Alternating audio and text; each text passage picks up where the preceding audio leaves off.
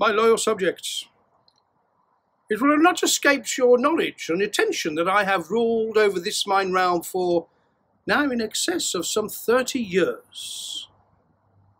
My father, gathered unto God in the year of 1509, he did take the throne of this our realm of England by feat of arms upon that field at Bosworth in that year of 1485, when that wicked king, that usurper, Richard III of the House of York, was slain rightly upon that field of battle. Thus, my father the King, Henry VIII, Earl of Richmond, did take of the crown by feat of arms. It is the desire of all kings to have greatness and immortality through that greatness. And thus, when I did become king in 1509, I did wish to be a great warrior king. My father, having been a warrior king, did stray away and become a most expert administrator. An administrator who did govern this realm and did amass a great fortune, a great war chest, which I was pleased to put to use. For when I did become king, 'twas said that England was now possessed of a monarch beloved of the people, and that for England the golden age had returned. And so it was that I, your king, did join the Holy League,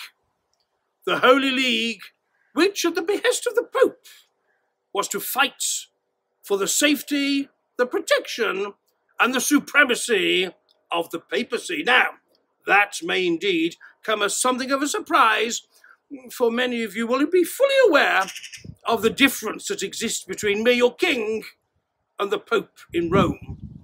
But in the early years of my reign, there was no one more steadfast than I.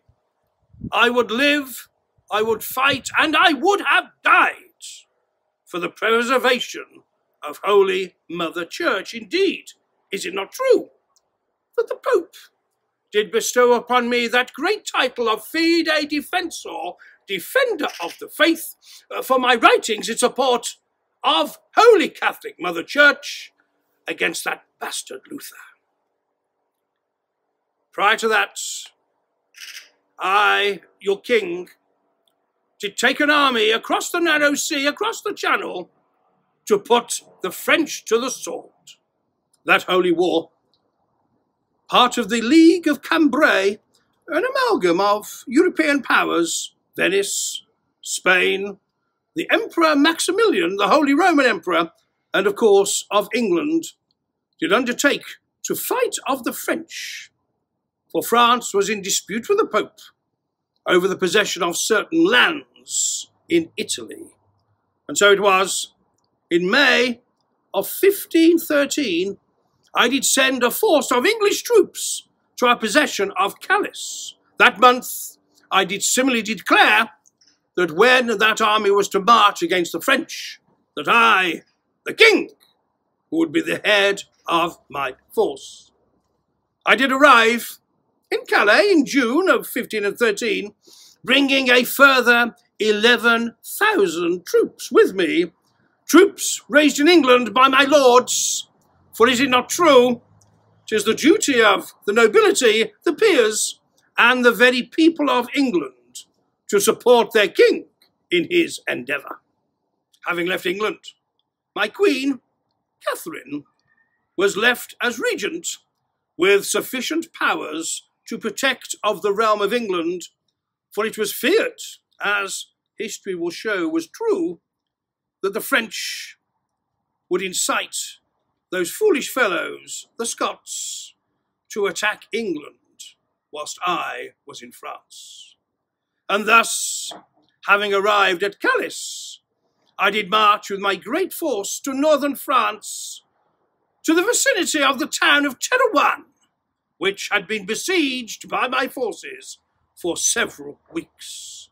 There, upon the 13th of August of 1513, I did meet with the Emperor Maximilian in the environs of Terouanne. There, in the most foul of weathers, we did meet in spectacular form, cloth of gold did abound, and there we determined the nature of our attack upon the French.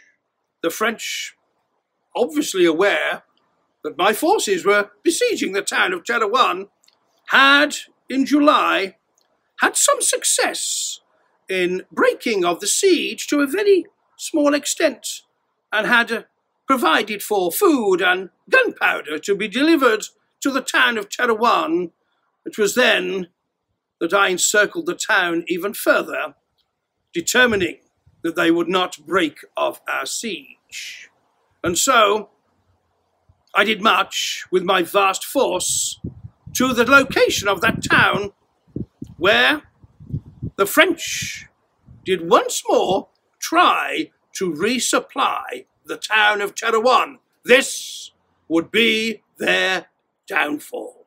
Very early, on the morning of the 16th of August, 1513, a force of French troops and mercenaries did make their way towards Terouanne. Each had a fletch of pork or beef and a bag of powder with which they were to try and resupply the town.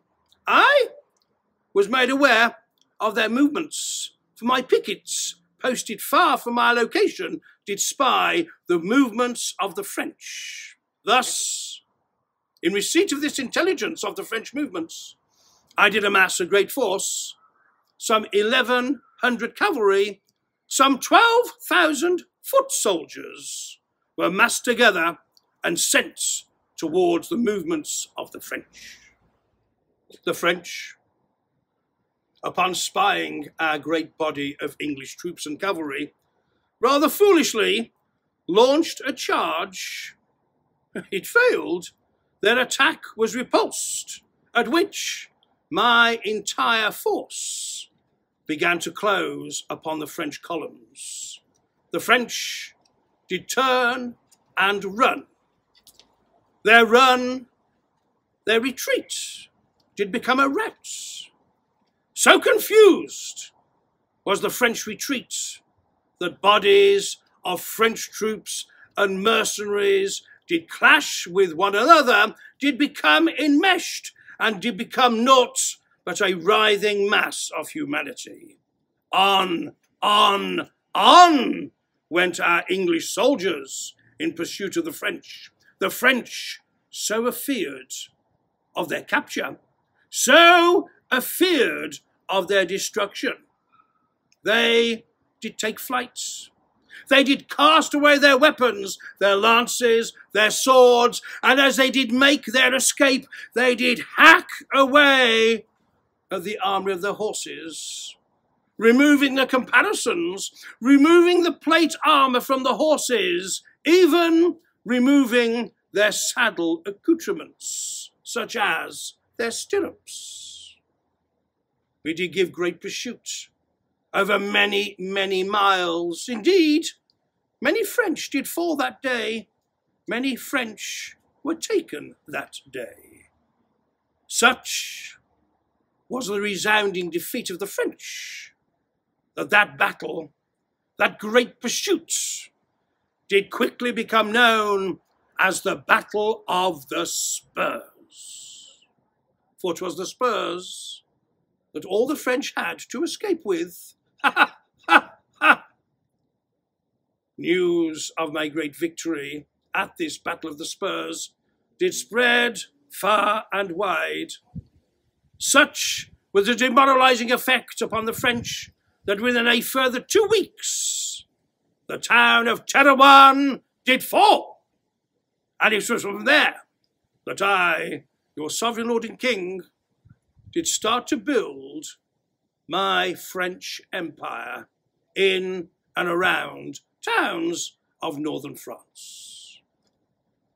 It will not have escaped your notice that the great events of the Battle of the Spurs, my arrival in France, my meeting with Maximilian, my defeat of the French.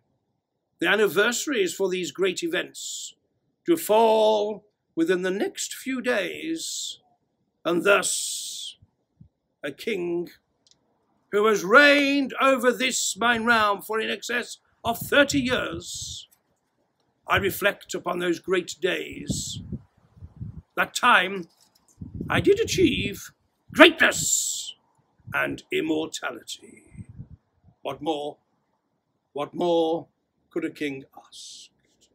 And I do ask you to reflect upon the bravery shown by those English soldiers in the field, in the defeat of our eternal enemy, the French.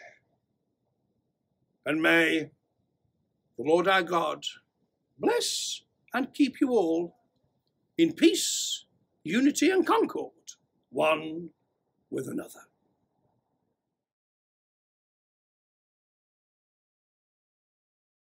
For the subscriber giveaway.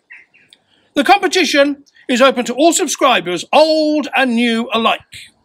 Once I reach 250 subscribers on my YouTube channel, I will choose one of those subscribers at random out of that 250 to receive a special prize. The prize is made up of this delightful figure, somebody you may recognise. Together with this prize of this delightful figure, there'll be a selection of merchandise from my theatre show, Divorced, Beheaded, Died. The competition is open to all loyal subjects, where they may be across the globe. All you have to do to have a chance of winning is to subscribe to my YouTube channel by clicking the link below. So whether you've been subscribing to my YouTube channel since the beginning, or whether you have just subscribed, you all have an equal chance of winning this wonderful prize. And so, good luck, and thank you all, my loyal and most well-beloved subjects, for your continued support. Cheers.